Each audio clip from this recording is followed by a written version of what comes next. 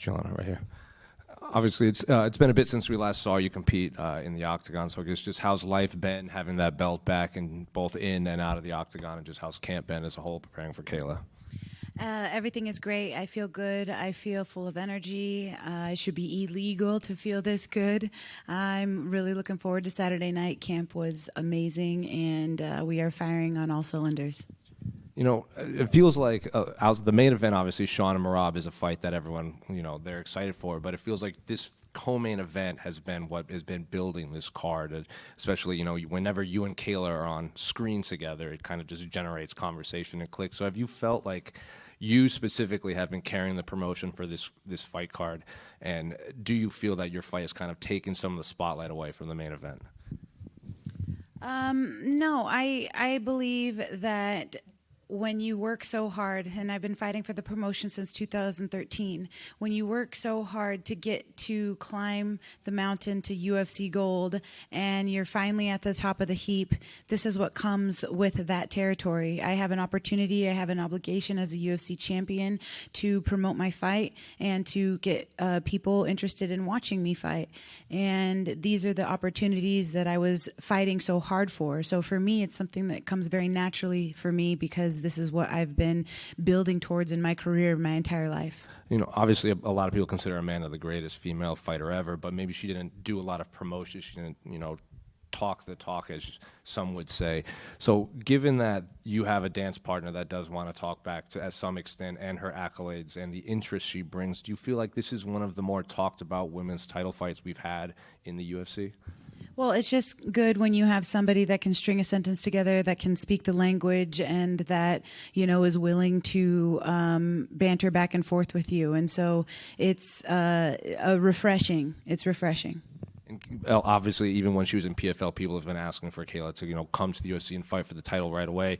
A lot of people thought it'd maybe be Amanda, some thought it would be you, but it is you. You're the one that gets to challenge Kayla Harrison in her first 5-round fight in the UFC. So I guess what do you make of her as an opponent, and I guess just the interest from the fans and wanting to see her fight for the title for so long? I think that the UFC is the greatest promotion that there ever was, and they do a really good job of creating the best fights possible and making sure that the fans get what they want.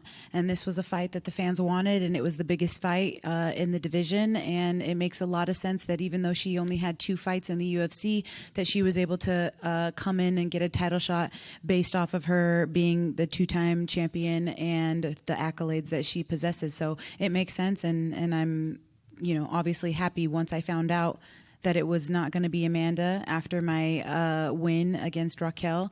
I moved on to the next greatest thing since sliced bread, and that was Kayla Harrison. So I welcomed the challenge. What was it like working with Max Snyder to prepare for Kayla?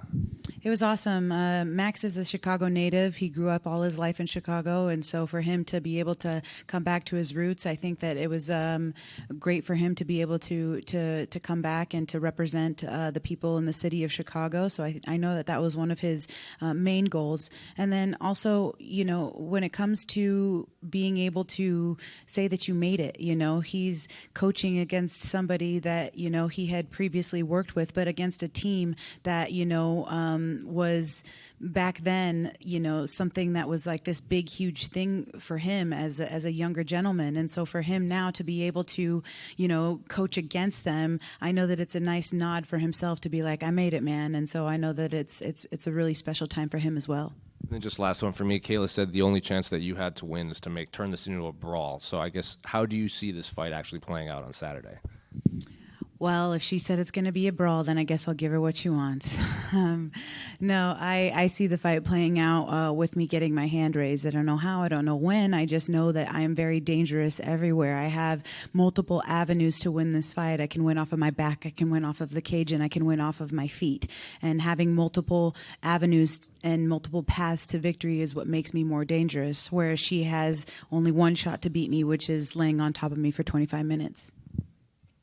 Julianna over here, you just mentioned that you like having an opponent that banters with you a little bit. She was in here a few minutes ago, and she said that she was pretty unbothered by your trash talk, that you were just throwing spaghetti against the wall, and that you had to overcompensate for your fighting skills with mic skills. Do you think this is having an effect on her at all, or do you think that her being like an Olympic-level athlete with her mentality, like that it's not having an effect on her like some of your other opponents? I am not trash talking. I'm simply defending myself. This all started before I even knew who Kayla Harrison was. When I beat Amanda Nunes, I saw this blonde girl sitting cage side, freaking out, cussing and having all sorts of obscenities to say about me for beating Amanda Nunes and throwing a gigantic wrench in her plans. So she's been trash talking me for a long time, long before I even knew who she was. And then it created more of a problem for me when she said that it was going to be the media's fault. It was going to be the media's fault for having blood. They were going to have blood on their hands for you guys giving me the delusion to think that I could hang with her and stand across the octagon from her. Then her agent had made a comment that she was going to win by murder and that she was going to catch some murder charges because she was going to murder me. These are the things me talking back is my way of defending myself. And I believe that, she can say that it's trash talk, but it's like I'm just responding to the things and the allegations and these horrendous comments that she has made about me. She needs to take accountability for the things that she said, and it's my job to make her do that on Saturday night. Julianna, over here, you're a two-time champ. You know how to bounce back. What advice did you give your teammate Bilal Muhammad after his loss at UFC 315? I didn't think Bilal lost. I watched that fight and I was like, yeah, we got it. And he won. And then when they called it for the other guy, kudos to him. But I thought that Bilal won. So I didn't really give him any pep talk except for the fact that, I'm sorry, my brother, you got robbed. So. And on another note, one of the cool things you've done in your life is give a speech at your daughter's pep rally after winning the title again. How special is it to inspire people that young and have a belt for you and one for your daughter as well? I think the most special thing about that in general is the fact that I'm the first woman to give birth and win a world title. I'm the only woman to give birth and win a world title. I'm the only woman to give birth and win a title a second time after losing the belt and coming back and being able to get that gold a second time. So there's no other woman that can say that, and I can say that. And I think that being able to inspire my daughter, inspire a little boy or a little girl to pick up martial arts, doesn't have to be fighting, but anything, taekwondo, judo, wrestling, jiu-jitsu, boxing, whatever it may be. If I can inspire that next generation and get more eyes on the sport and get them to want to be able to believe that they can achieve anything that they want, then I've done my job as a champion. Julianna, right here. You got invited out to the New York Giants practice yesterday, even got your own jersey. As a massive Giants fan, I have to ask, how was that experience and how did that all come together? That was an incredible experience, one that I'll never forget. I am so grateful to the New York Giants. I am a massive football fan. Alex Spanos is a head strength and conditioning trainer at the Northwestern facility for the Wildcats, and I train there, several days a week, going out to Evanston to get my strength and conditioning with the football team. And so to be able to go on with the New York Giants, of course, Russell Wilson was a long-time staple of the Seattle Seahawks, and I'm born and raised in Washington, so I was super stoked to meet him. Jameis Winston and I are both sponsored by Guaranteed Rate, and so we're in the same family there with the same sponsor. So to meet these guys and to get to see their practice and to see how excited they were, I know that I'm looking at them the same way that they're looking at me, and that's in awe of what they do. I am one single fighter, but watching them out there together, it felt like 200 fighters all on one field, and they have to fight for every inch and every yard, and I know that they know what it takes in order to get locked inside that octagon, because they got to put it all on the field when they're in season and when they're practicing. So fighting is very brutal. Football is also very brutal. Two trains coming head to head on a train collision is not easy to do. And much like fighting, it's very similar in that sense, where you're having to fight for every inch. And so I love NFL football. I love football in general, all sports. So to be able to go out there, it was a very special time and an unforgettable experience. Is Jameis Winston as funny as he seems in person? Yeah, he really is. He was hilarious. He had me cracking up. He's very funny. All right, and last one for me. Your former opponent, Valentina Shevchenko, had a lot of nice things to say about you in the lead up to this fight, and feels like you have everything you need to win this fight. How is it to get such high praise from a former opponent and one of the best female fighters of all time? And could you see yourself fighting her again? That respect goes both ways. It's mutual. When everybody asks me who my favorite female fighter is, I always say Valentina Shevchenko. I am in awe. I'm enamored with her fighting style. I'm in awe of her as a fighter. I think that she is awesome. She can speak like 20 different languages. She can dance like nobody's business. She can fight her ass off. Like I'm a fan, and to hear her say that was very nice. Here, Julianna over here. Julianna, you've been really vocal about your confidence going into this fight. What gives you that strong belief that you're going to come up on top? Well, the last time you guys counted me out, you guys had to take it up the you-know-what. So I think that's one of the things. And I think that the preparation, and I've been doing this for a long time. I've been fighting since 2008. And when you put that much blood, sweat, and tears into something, and you're that dedicated and that passionate, there's only good things that can happen. And I think that that's what gives me the confidence. Yeah, also, Kayla just said you don't excel in fighting, but also said this isn't personal. Do you believe it's personal? I'm getting locked into a steel cage and getting in a fist fight with some girl that's trying to take my head off of my shoulders. It's absolutely personal. Thank you. Julianna, right over here. You were recently on UFC Live with Kayla, and you reminded her that she had never made 135.0. Is that at all a concern for you this week? It's not a concern. I know that she's going to make weight. She's a professional, and she's going to come in at 135.0 come hell or high water. With that being said, this is going to be her first test at 135 pounds for 5 rounds. That's 25 minutes of fighting. So I think that's going to be more of the concern. And also on that episode, you had mentioned some of the lack of respect that you feel like you get. Do you think a victory over Kayla Harrison, given the way that people see her right now, do you think that would earn you a lot of the respect that you feel like is missing? I mean, I hope so. We'll see. I can't say. I thought that, beating the greatest of all time was going to give me that respect, and it didn't. So you never know. I say this often, but it's so true. It's never enough. So, it doesn't matter what you do. It's never enough. Everybody's always going to want more from you. And last for me, another quote from you was that you had nothing to lose and everything to gain in this fight. Can you just kind of reiterate that and tell us, how you feel with this matchup? Yeah, it was told to me that I'm a 6-1 underdog, and being a 6-1 underdog as a champion is very disrespectful, number one. Number two, everybody's counting me out, Out of 6 people, only one of them thinks that I'm going to win the fight. And that is putting me in a position where, since you think I'm going to lose in 5 seconds and you think that I'm already out of this fight, then I have nothing to lose and everything to gain. I'm obsessed with the process, not so much concerned about the outcome. I'm enjoying the process and obsessed with enjoying the process.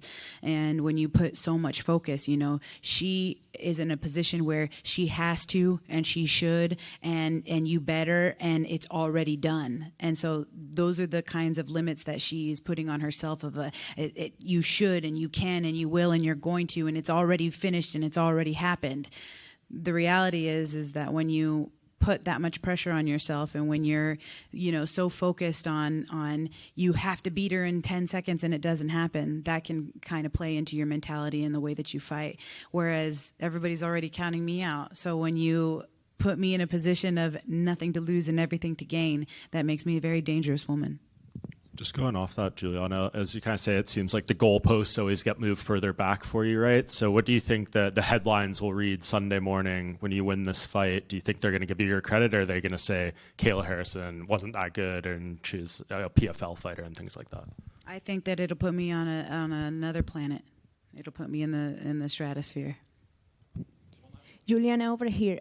How would you describe to share the training passion of MMA with Mike Valle, Jaula Bahamontes, Jair Belal? And I want to know if you ever met Michael Morales before with them too.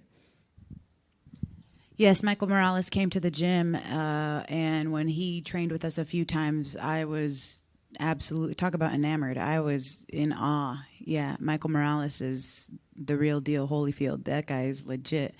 And yes, Mike Valle is one of my coaches, and I was the first to bring a title to his gym.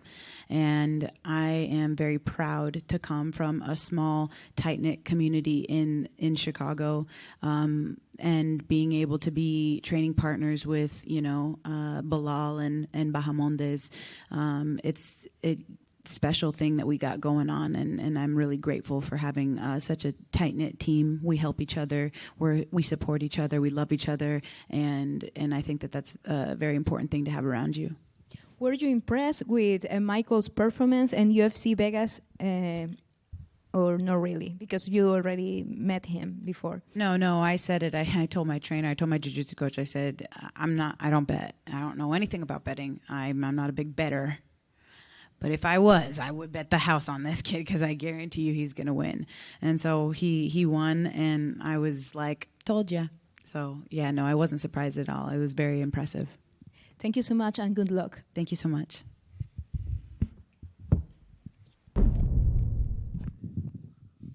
What up, gang? Kayla, what's the significance to your? What would it mean to you to be an Olympic gold medal? I mean, obviously you've won other UFC titles. I mean, other MMA titles before. But what would it mean to be the gold medalist and a UFC? You mean be an Olympic gold medalist, a MMA two-time MMA champ, and a UFC champ? What would it mean? Woo. I mean, it's a testament, I think, to my character, my grit, my determination. I'm very happy with my career. I have climbed a lot of mountains. I have done more than most will ever do, and I'm very satisfied with it. But this belt is for me. Can winning a belt compare to an Olympic gold, no matter what? We're gonna find out on Saturday night. We'll see. We'll see. I'm sure it's gonna feel very similar. Kayla, over here, outside. Obviously, you're used to people talking before, but I feel like every interview I've seen you do, it's always, let me read some quotes that Julianna said about you. So has this been more of an annoying build-up? Because it's never about the fight. It's always about what Julianna's been saying. No, I mean, I think that's part of the business, and Julianna doesn't excel at fighting, so she has to excel at the other piece of it. And it's not personal to me, she's just doing her job. Was that a hard part to, like, when you first got into MMA? Because, like, in the Olympics, it's a tournament. Like, no matter how much you talk. Yeah, and not only that, it's like a Japanese sport, so it's like the most respectful sport in the Olympics. So you say it's not personal, but it seems like the fans are very much behind you. Have you kind of felt that?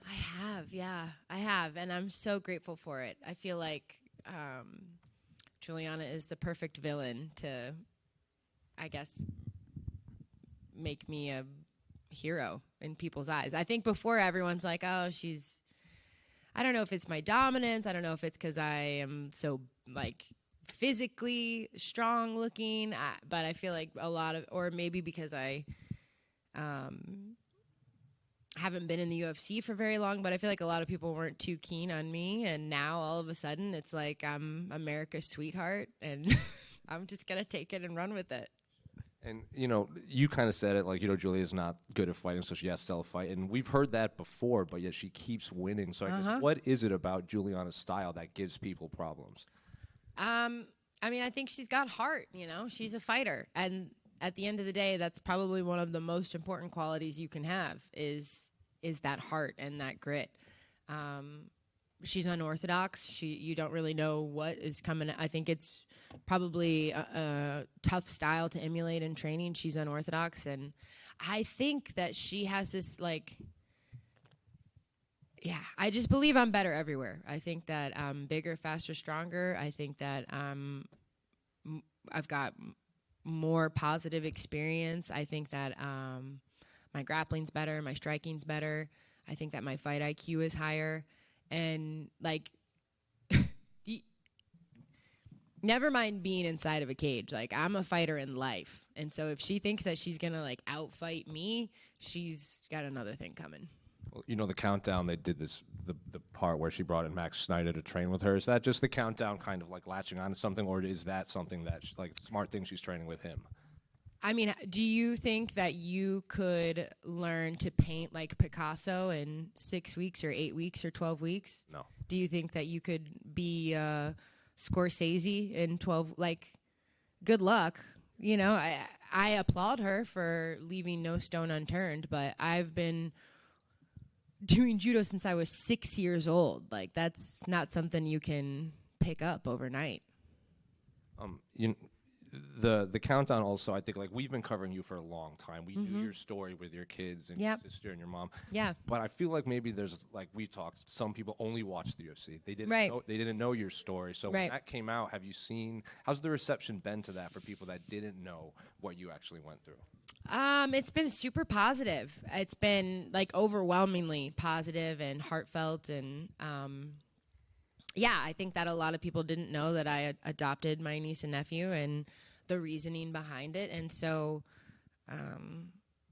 I just want to make sure that, like, everyone knows, like, I adopted them. Like, they're my children. I'm not a guardian. I'm not like a part-time parent. I'm not I'm not going to give them, like, I'm on the birth certificate now. Like, these are my kids. We're the wolf pack, and they ain't ever getting rid of me.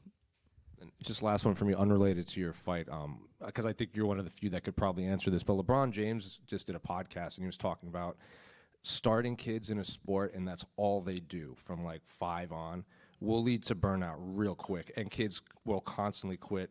You know, you brought up you've been doing judo since you were 6, so I guess, and now that as a mother with young kids, just how realistic is that? Is what he's saying. No, I think he's spot on.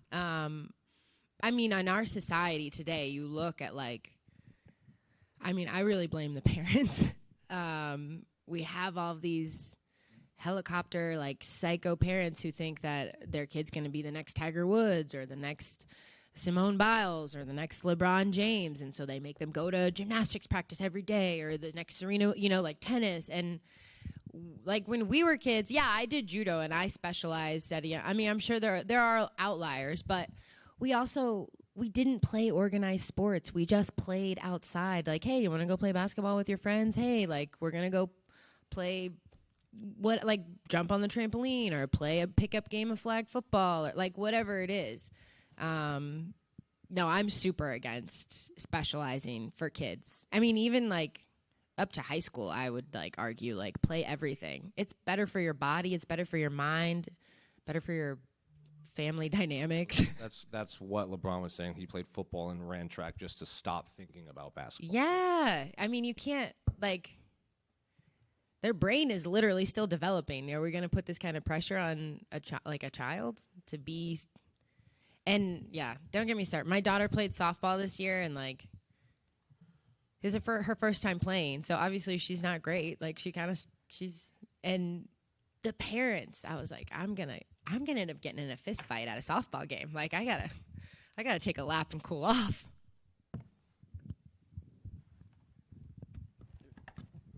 Over here, Kayla, if you win this fight, there's talk you could face. When you win this fight, there's talk you could face Amanda Nunes. How do you feel about potentially fighting someone you used to train with? My focus is on Saturday night. One step at a time. Everybody's tough until you beat them, so I'm focused on Julianna. But in judo, it's very different culture and mentality. Like, you end up competing against the same girls over and over and over and over again, and you go to a tournament, and then you have a 3-day training camp with all of the girls you just competed with, and then you go to another tournament and you have a training camp. Like, so I used to fight my friends or compete against my friends all the time, and it's not personal, it's just business. Julianna's actually been very confident in her pre-fight talk. Do you think that's genuine self-belief, or is she just trying to get in your head? I mean, I think she's got to do what she's got to do to pump herself up for this fight, Like, she's throwing a lot of spaghetti at the wall. She's all over the place, so God bless her. Thank you. Kayla, right here. You were a finalist for the Team USA 2025 Hall of Fame class. Despite not getting in, how much of an honor is it to just be up there with some of the greatest athletes in the world? Yeah, I mean, that's... I feel like I am very... God gave me these talents, right, and these gifts, and to give anything less than my best is to sacrifice the gift. So for me, it's an honor and it's a privilege, and to see the fruits of my labor being showcased is great, but it all comes from God. So you said that growing up, you were always craving recognition and approval from other people. What finally changed in your life that really led you down the path you're on now? Is it finding God? I mean, definitely my faith. I'm sure that most of you know I had a very troubled childhood. I was sexually abused by my first coach, and so I spent a lot of time feeling unworthy. And my biological father was also not present in my life, and so I didn't have this belief that I was loved unconditionally, and my faith absolutely in God, and that there is, someone who's for me, not against me, has been huge. And also God sending me my kids, they have taught me that there's so much more to life than gold medals and trophies, and like all of that stuff sits in my, everyone always like, oh, where's your Olympic gold medals? I'm like, they're in my sock drawer collecting dust. Like nobody cares. My kids sure as shit don't care. Like they care that I come home. They care that I'm mom. They care that I play, Nerf gun wars with them, or that I've let them have ice cream. Like that's what it's all about. And so that has given me a new peace and a new understanding and a new freedom, which makes me honestly a better fighter.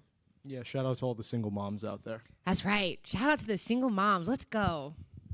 Kayla, right over here. I remember last fight week in Salt Lake City, Julianna was speaking about the way that Raquel would have actually represented this division. Mm-hmm. And being the fact that you're the challenger this week, what do you feel, or how do you feel about the way that Julianna represents this division? I feel nothing. I focus on myself. I focus on how I carry myself, what I can do. I try not to throw stones from a glass house. Nobody's perfect. We're all doing the best we can, but there's going to be a new face of women's MMA very soon. And speaking about the trash talk, I know we've been talking about that kind of all day now, but for you, there was a lot of trash talk that you had to get through to get to the actual fight. Do you think this may have been the most trash talk you ever had to deal with, and how did it kind of affect you throughout the past couple weeks or months? I mean, I think hands down this is the most trash talk. I don't need, like, the talk itself is trashy. I don't know if it's good trash talk, but it's trashy. This is the most I've ever had to endure. Yeah. It's the worst trash talk I've ever had to endure, too, I'll tell you what. Like, if you, being a female, being in a male-dominant sport, like going to American Top Team, you think I don't hear shit all day, every day? I walk into the gym and they're starting to, so, like, but this is just poorly done, and I'm ready to fight. I'm done talking about it. I'm ready to fight. And last for me, I'm not sure how much this really matters to you, but when you get the job done on Saturday night, that would be 3 fights into your UFC career before you become, or when you become UFC champion. How does that sit with you? Because that's pretty remarkable itself. Yeah, it's pretty damn good. I think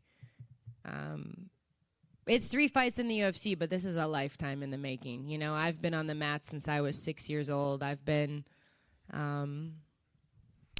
doing 2-a-days since I was 12 years old. Like, that's 20-some years of training twice a day, every day, with the pursuit and the goal of being the best possible version of myself in mind. So it might only be 3 fights in the UFC, but this has been a lifelong journey, and I'm really excited. Thank you. Awesome. Thanks. Kayla over here. Yep. 2 years ago at the PFL World Championship, you told me discipline is the best form of self-love. Can you explain that to me and what that means to you and how that quote helps you live your life? Yes. Wow, I was wise 2 years ago. Listen to that. Damn. Just Jim. Yeah, I think that in our world, especially in our society where we have everything at the click of a button on a phone, like we're dialed into everything. We have a lot of instant gratification. It's very easy to take the easy route. Like, I want it now. I want instant. But being disciplined, you're not always going to be motivated. Do you think that I wake up every day and I'm like, I can't wait to go train and then run 6 miles and then teach my kids and then eat like 2 calories and then go train again? Like, And of course not. I'm a human being, but I won't always be motivated. I can always be disciplined. And I know from the proof of my life that when I'm disciplined, I become better. Not just towards my goals, but as a human. I am forged in the fire. When I'm sitting in that sauna at 9 o'clock at night for an hour by myself, I am forged in that fire. And who I become is the best version that I've ever been of me. And that, again, that is my gift to God, that I squeeze the ever-living shit out of this life. I take all of my talents, I take all of it, and I make the absolute most of it. That's love. And another person that's been forged in the fire is your teammate, Dustin Poirier. He's retiring next month. He might actually be the fire. Could you share your favorite memory with the Diamond? There's so many. I mean, it's just like, it's who he is. It's who he is as a person. You know, I'll walk in. Again, those days when I'm unmotivated, I walk into the gym and Dustin Poirier says, "Get up, Kayla Harrison. You're right where you're supposed to be. You're exactly where you were meant to be. Like, you're doing what you're supposed, like, just like the positivity, the role model that he is, the philanthropist that he is, the father that he is, the teammate that he is. I was very fortunate and blessed to be at his fight against Max Holloway when he won the belt. And I was young in my MMA career, and I remember sitting there and watching him and being like, oh, I train with him. Like, he can do this, I can do this. And yeah, he's just an inspiring human being and someone I really look up to. Kayla, just back here, we obviously, you know, you've done it all. You've been multiple-time Olympic champion, made obviously massive money in the PFL before you were ever here, multiple-time world champion. What is it that keeps you going after Saturday night when you're the UFC champion? Well, I haven't found a husband yet, so yeah, I mean, I have a dream inside of my heart. I want to see how high I can climb. I want to see how far I can push myself, and I don't feel like I'm done yet. I'll know. It's personal and it's a difficult decision, but I'll know, and I'm not there yet. I still have a lot of fire inside. I love this, you know, like this is, I have spent a lifetime getting to do what I love. Like, I have traveled the world. I've been to the top of Mount Fuji, and I've seen the Mona Lisa, and I've watched the sunrise in Abu Dhabi, and I did it all with my best friends while, like, chasing a dream that no one had ever chased. And now I have 2 healthy, beautiful children, and I have money in the bank, and we need nothing. We want for nothing. And like, I get to wake up every day and go to a gym and be around people that I admire and respect and love. And I get to try and be better today than I was yesterday. How many people can say that on this planet right now? How many people can say that they get to chase their dream every day and live out loud and live boldly? And I mean, I'm blessed. I'm so blessed. And Julianna brought up in that little face-off thing you guys did, that, like, she seemed to bring up the Ronda thing kind of like apropos of nothing. Like, yeah. Do you think she was trying to get in your head a little bit with that whole? I mean, I don't know. I would not want to spend a second in that brain. So, spaghetti at the wall. What are your memories of that match? I mean, it's obviously one of the very rare times we've ever seen you. Oh, with Ronda? Yeah. The judo match? Yeah. I mean, it was just so rare that you would ever not take the W. Yeah, I mean, I was 15. I was being sexually abused by my judo coach. Like, it was not the best time in my life. She beat me, but and I'm not taking anything away from Ronda. Like, Ronda had an amazing career, and I would not be here if it weren't for Ronda Rousey. So, like, I have nothing but gratitude for her and the glass ceilings that she shattered for women in this sport. All I meant from that was in our judo careers, like, I didn't tell any lies. Like, my career in judo is going to be very hard to touch. And in MMA as well, I'm sure. And then that's the goal. That's the goal. Kayla, right here. I know when we were down in Florida with you, you said the weight cut. When you met my emu? Yes, when we met the emu, Marshall Mathers. And you said you were ahead of schedule in terms of like the weight cut and everything. How do you feel sitting here right now, like 40 hours from being on the scale compared to the last 2 times? I feel great. I think that I don't know if it's going to get easier as time goes on, but most importantly, my attitude is in the right place. My vibes are immaculate, as the kids say. Like everyone around me is, bringing me up, and I have done hard things. I can do hard things, and I trust the process, and I trust my team, and I trust God, and everything I want is on the other side of that scale. And I think a lot of like the analysis, I guess, of this fight is like, will the recovery for you be going into fight night, and you'll be a force early in that fight. Julianna's tough. How does it go if it goes into the 4th, the 5th rounds of a hard fight? What's your thoughts on, I guess, that analysis? I mean, I would say that they obviously haven't been training with me at American Top Team. I am prepared for 25 hard minutes. We've been training, and I haven't been training with any slouches. I've been being shark baited like a fresh partner every round for 5 rounds when I'm sparring. So I'm ready. I'm ready to show the world that. So many, most survivors of crimes committed against them aren't in the public eye, and after a while can maybe put things behind them, or at least don't have to face it every single day. And yet you do almost every press conference, almost every interview. How do you deal with that? How do you have you had to come to peace with the fact that's always going to be part of your story? You seem to talk openly about it. Absolutely. How have you navigated those waters through the years? I mean, well, first of all, I'm well removed from it. I'm no longer that 10-year-old little girl, that 16-year-old little, like I'm an adult now, and I feel like God gave me this story for a reason, and it's my job to use it to try and make the world a better place. So I want to talk about it, because we all think that like, sexual abuse happens in like the Boy Scouts, but my son's not a Boy Scout, or it happens in the Catholic Church, but we're not Catholic, or gymnastics, but no, none of my kids do gymnastics. But 1 in 4 girls and 1 in 6 boys will be sexually assaulted by the time they're 18, and those are just the kids that say something, which means that really the statistics are probably much higher.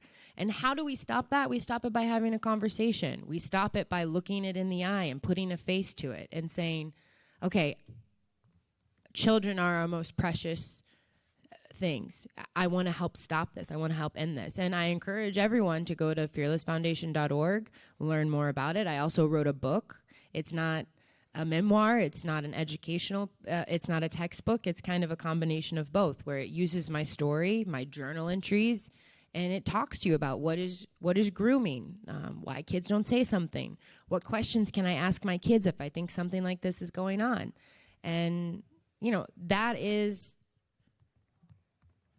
important to me. I don't ever want another little girl or little boy to feel alone, to feel dirty, to feel ashamed. There is hope. There is a shiny gold medal at the end of the tunnel. There is a UFC belt at the end of the tunnel, but you have to say something, and we have to keep talking about it. Thanks, guys.